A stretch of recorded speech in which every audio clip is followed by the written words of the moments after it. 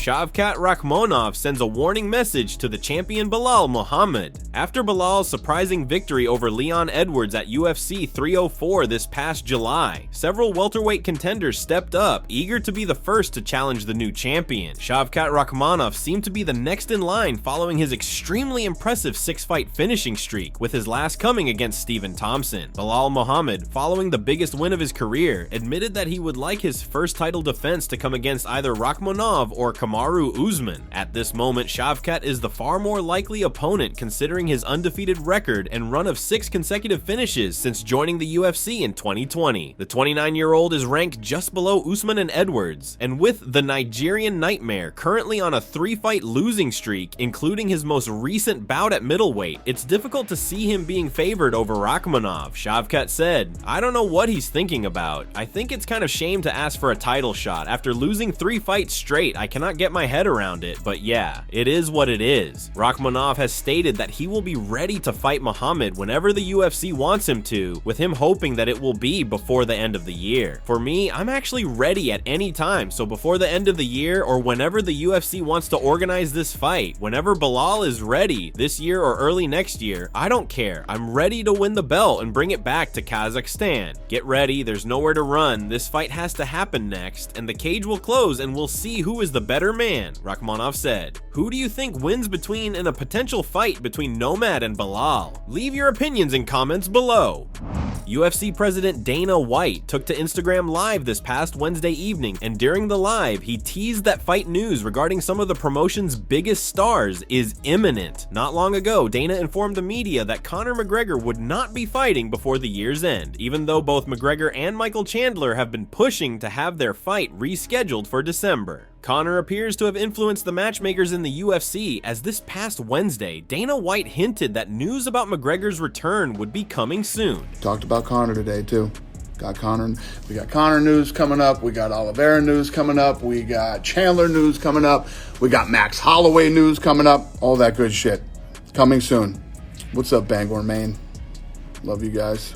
The boss's comments pleased McGregor, who replied with a cheeky wink face, implying that he is happy with the outcome of the talks. However, McGregor fight news wasn't the only thing White teased, as he went on to reveal that he will also have news regarding Oliveira, Volkanovski, Chandler, and Holloway very soon. Fans started speculating about who the opponents for each fighter would be. Volk has been teasing lightweight move for a while now, calling out both McGregor and Oliveira. Chandler, on the other hand, has openly said that the UFC has offered him other fighters, but he's waiting on McGregor. In a recent appearance on YouTube channel called Beat the Heat, Chandler said, "I could take another fight. I can call the UFC right now and say, give me another fight, and they would do it. You know, when it's all said and done, if that's a hill I die on and doesn't work out well for me, at least I was a man of my word, and I continued to move forward with confidence, expecting that this fight was going to happen, and maybe I made a mistake. But right now, I feel phenomenal about my decision, and I'm gonna keep doing that." What do you think? Will Conor and Chandler ever step into the octagon? Will this never-ending saga actually end? Leave your thoughts in the comments below.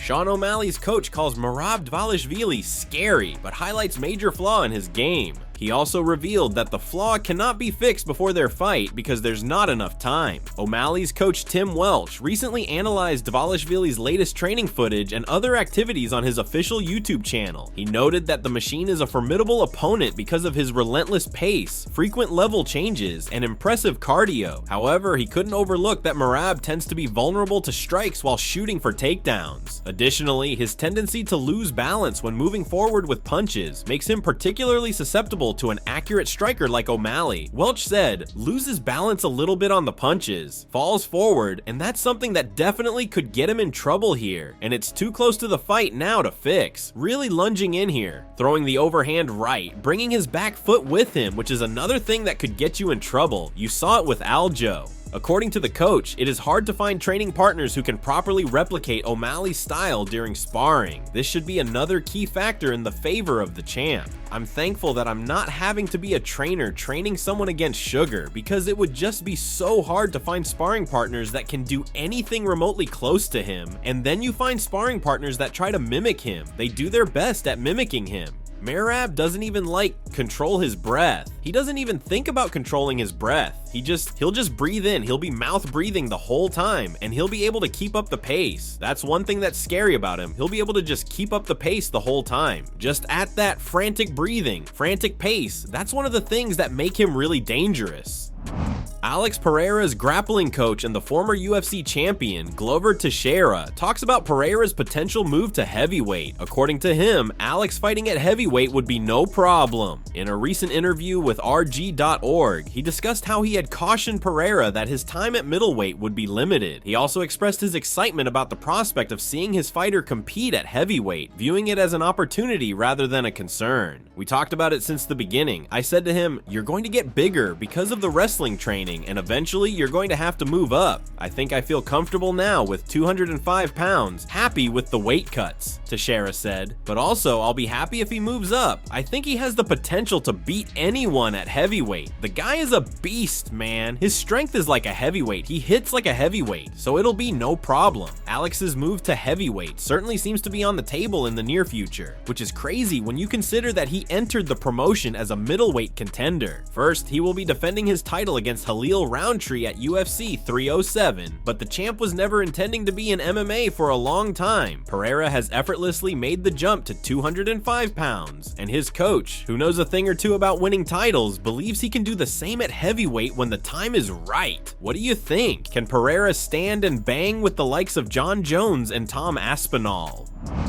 Robert Whittaker says Alex Pereira is a bad matchup for Dricus Du Plessis at middleweight. At UFC 305, DDP successfully defended his middleweight title for the first time by defeating former two-time champion Israel Adesanya. This notable victory caught the eye of Pereira, the former middleweight and current light heavyweight champion, who hinted after the fight that he might drop back to 185 pounds to face Du Plessis. However, Whittaker advises Pereira not to underestimate Dricus. "Well, I hope not," Whittaker said on Submission Radio when asked if he believes Pereira will go back down to middleweight. "Honestly, I don't think that's a good fight for him, but also, when you move up to light heavyweight, moving back down is tricky, and it's not like you move up for one fight. He stayed up there. He's been fighting up there for a while now. It would take a lot out of him to get down, and Dricus is so strong there. Alex gets hit, and Dricus likes getting hit. It's hard to see someone with the amount of power to stop DDP from walking forward into you, and Dricus hits hard. You saw that in the fight against Adesanya. Izzy has got a really good chin, and Dricus was still hurting him enough to make him uncomfortable. Who do you think would win between DDP and Poatan? Leave your comments below, and don't forget to subscribe for daily MMA news.